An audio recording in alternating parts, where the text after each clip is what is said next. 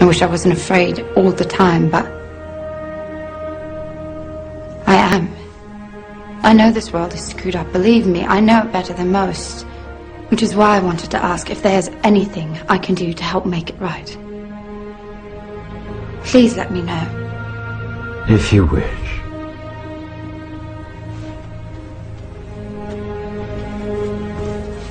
Be very universum vivus vici.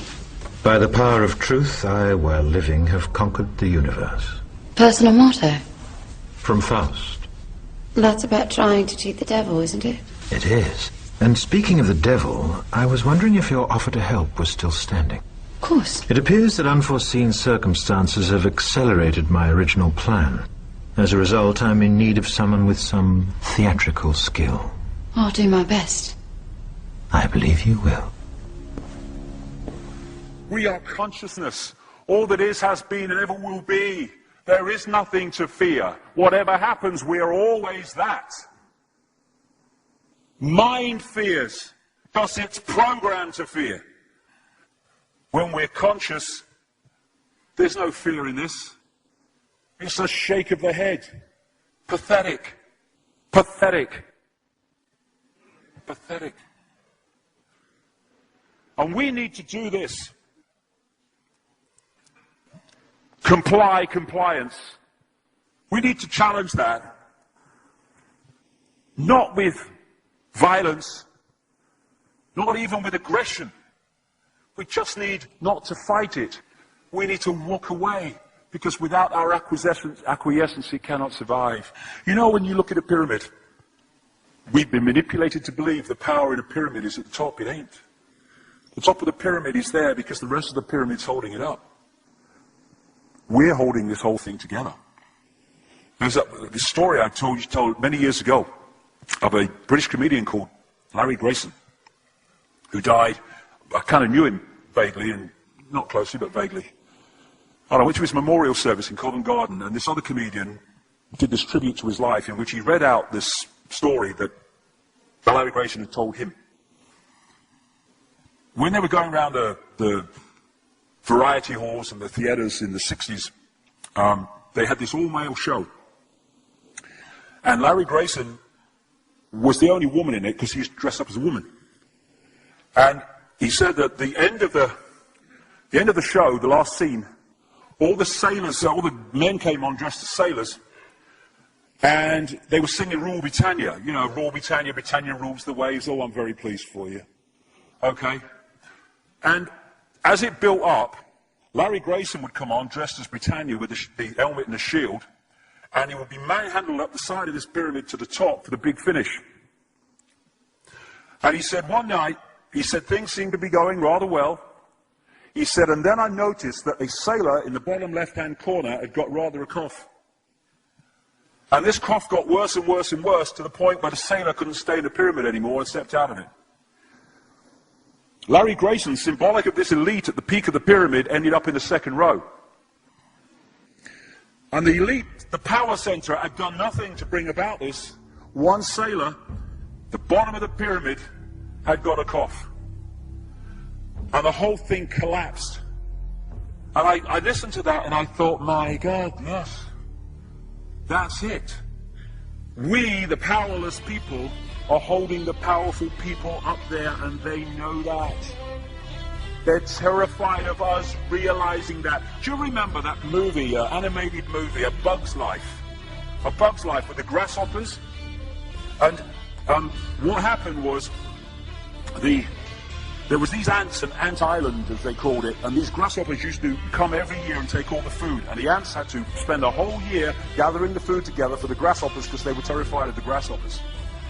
There weren't many of these grasshoppers, and one day they're in their winter quarters in a tree, these grasshoppers, and they've got all the food they need, and someone suggested among the rank and file grasshoppers that they didn't need to go to Ant Island this year because they had all the food they needed.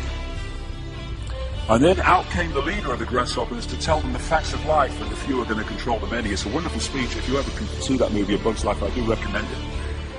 And he said, basically,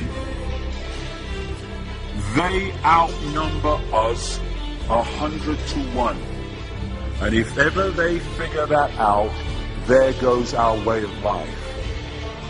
So we have to keep the pressure on, basically. We have to keep them working, so they don't figure out where the real power is. And that's why this network of manipulation works so hard to keep us in these states. Like I said earlier, what are people leaving foreclosed homes for? Foreclosed by banks that have caused the unemployment that lead to them having to leave their homes. Stay there, refuse to leave, make it difficult for them. Expose them for what they are. We make it so easy, the non-compliance. No longer will we just do it because we're told to do it. Is it just? Is it right? Okay, I'll do it. Is it unjust? Is it not right? I ain't doing it.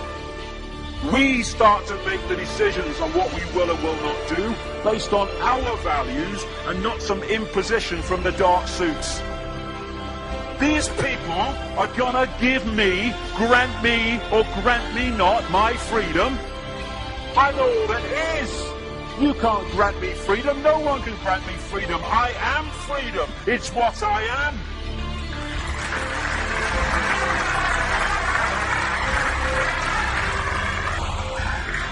The big question, what would consciousness do? What would consciousness do in this situation? And when we ask that question, it really just changed the way we see the world. Not what would I do, mind, or frightened. What would consciousness do? You know, this is a great line. If it's not right, don't do it. If it's not true, don't say it. And what would transform this world overnight is if we started doing what we knew to be right in the situations we face, instead of what we think is right for us in the moment. Not what are the consequences for me, or what's the best thing for me, how do I get the best deal out of this? What is right? What is just in this situation? If we started making decisions based on that, the world would transform overnight. These are very simple things. If we want a world of peace, then we need to be peaceful. We don't need to fight for it. We just need to be peaceful, and we'll bring that about. If we want a world of kindness, we need to be kind, and then it will naturally unfold. We don't fight for kindness. As Martin Luther King said, it's a wonderful saying, piece of oratory. Cowardice asks the question, is it safe? Expediency asks the question, is it politic? Vanity asks the question, is it popular?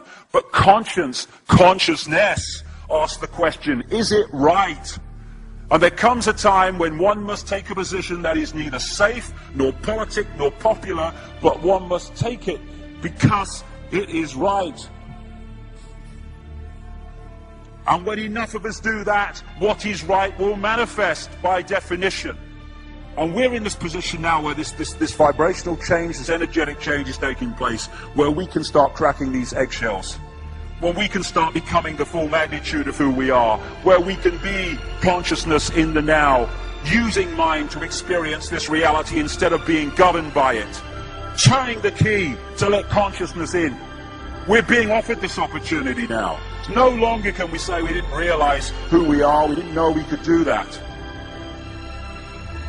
I was kind of waking up one day, and I saw this earth imprisoned, and I saw this big lock and a key going in and being turned. I went on the internet just very shortly afterwards. I was looking for a picture, not this one, and that's what I saw. The picture I'd just seen in my half kind of sleep.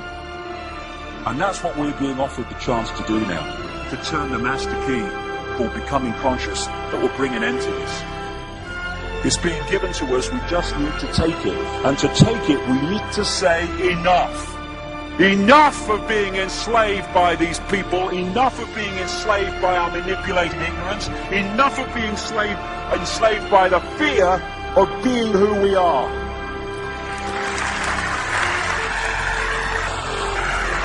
Enough! It is time to fly.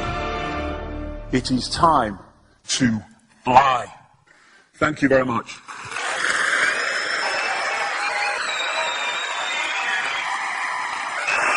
Thank you. Thank you very much. Thank you. Thank you. Thank you.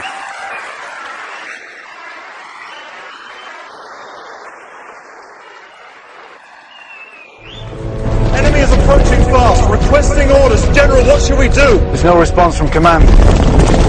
Or from party leader Creedy. Stand down! Stand down!